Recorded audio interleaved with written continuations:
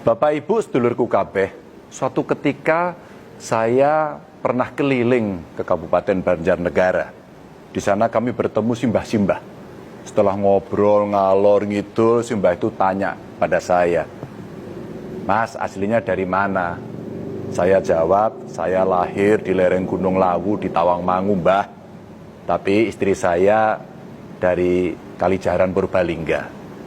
Mendengar jawaban itu, simbahnya malah kaget dan bertanya lagi, "Kalijaran ini ngendile, sebelah mananya Mbah Hisam?" Lah, istri saya itu cucunya Mbah Hisam, Mbah. Wah, lah kok saya malah langsung dipeluk dan diciumi sama mbah-mbah itu. Ternyata si mbah itu santrinya Mbah Hisam yang ada di Kalijaran. Saya jadi ingat Bapak Ibu, Gus Yasin itu pernah bilang, berapapun usia kita, kita tetaplah seorang santri. Adabnya santri itu akan selalu memberi hormat kepada kiai, meski kiainya sudah tidak ada. Setelah nyumi saya, si mbah itu cerita banyak tentang almarhum Mbah Hisam. Termasuk bercerita bagaimana pondok pesantren Kalijaran itu dulu katanya dijadikan markas perjuangan di masa penjajahan. Bapak Ibu sedulurku kabeh, banyak sekali kiai yang terjun ke medan pertempuran di zaman penjajahan. Di Parakan Temanggung ada Kiai Subki yang terkenal sebagai Kiai Bambu Runcing. Di Situbondo ada Kiai As'ad Syamsul Arifin yang menggerakkan santrinya, para bekas preman, untuk ikut terjun di medan perang. Ada juga Kiai Abbas Buntet yang dikenal sebagai macan dari Cirebon. Perjuangan kiai dengan santri bahkan terus berlanjut meski kemerdekaan sudah diproklamasikan. Apalagi setelah Kiai Haji Hasyim Asy'ari mengeluarkan resolusi jihad pada 22 Oktober 1945. Gerakan kiai dan santri terjun ke medan perang ini tersebar ke berbagai penjuru Nusantara. Jadi Bapak Ibu sedulurku kabeh, tanpa mengurangi rasa hormat saya kepada kelompok atau komunitas lain, memang sudah semestinya negara memberikan penghargaan setinggi-tingginya kepada para santri, kepada para ulama, dengan menganugerahkan satu hari khusus untuk diperingati sebagai Hari Santri. Mereka bukan angkatan perang, tapi berani terjun ke medan perang. Kita tidak tahu berapa puluh ribu santri yang gugur untuk merebut dan mempertahankan kemerdekaan. Tapi Bapak Ibu sedulurku kabeh, saya berharap pemberian penghargaan itu tidak membuat terlena para santri di seluruh negeri.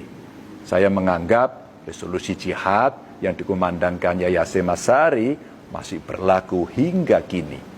Jihad mempertahankan NKRI yang diserukan kepada para santri akan tetap berlaku sampai kapanpun. Mungkin ada benarnya yang disampaikan Bung Karno, bahwa peperangan yang kita hadapi akan lebih berat karena harus berhadapan dengan bangsa sendiri.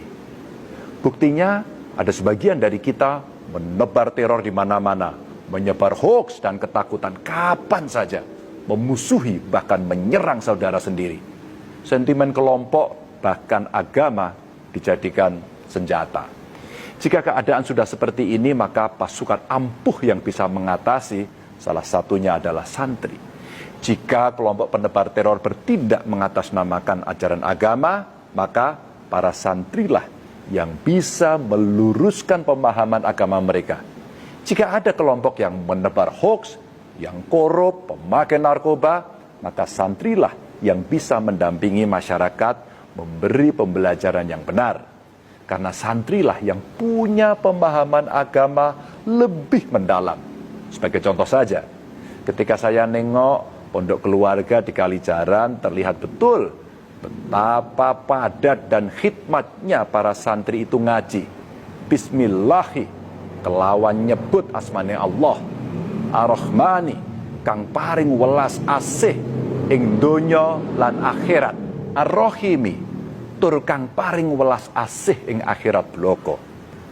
Lah ya, begitu detailnya para santri ketika ngaji. Bukan hanya pemahaman ilmu secara global yang dipelajari, tapi sampai pada level pemahaman setiap kalimat, bahkan sampai pada struktur kata. Subhanallah. Bapak Ibu sedulurku kabeh, makanya saya yakin selama masih ada para santri yang membentengi, para pengacau tidak akan mampu memporak-porandakan negeri ini. Tapi masih banyak juga PR yang mesti kita lakukan agar para santri semakin kuat. Tradisi keilmuan yang diajarkan di pondok pesantren mesti terus diugemi para santri untuk melanjutkan pendidikan ke jenjang yang lebih tinggi. Karena pondok pesantren tidak melulu harus melahirkan pendakwah atau kiai. Lawang contohnya sudah banyak. Santri jadi gubernur juga ada. Itu Tuan Guru Bajang, mantan gubernur NTB. Lalu ada gubernur Maluku Utara. Sekarang itu juga santri, Pak Abdul Ghani Kasubah. Yang jadi menteri banyak. Bahkan Gus Dur itu santri. Bisa jadi presiden. Santri juga berhak kok jadi dokter, jadi ahli nuklir, juga pantas saja. Mau jadi fisikawan atau bahkan jadi astronot juga boleh. Jadi menurut saya rasa-rasanya kok perlu kita perbanyak kerjasama antara pondok pesantren dengan perguruan tinggi manapun, bahkan dari mancanegara sekalipun. Bisa berupa beasiswa pendampingan pembelajaran atau pelatihan-pelatihan lanjutan bagi santri. Saya kira itu bukan mimpi yang berlebihan. Bahkan dengan segala tradisi keilmuan yang santri jalani, saya bermimpi negara kita jadi pusatnya ilmu. Bukan hanya ilmu keagamaan, tapi juga bermacam ilmu pengetahuan. Segala prasyarat kita punya, semangat sudah ada. Sekarang zaman sedang menimbang seberapa keberanian kita untuk merealisasikan. Dan saya yakin para santri mampu jadi penebar keberanian menuju mimpi itu. Selamat Hari Santri, tetap semangat dan terus jaga kewarasan.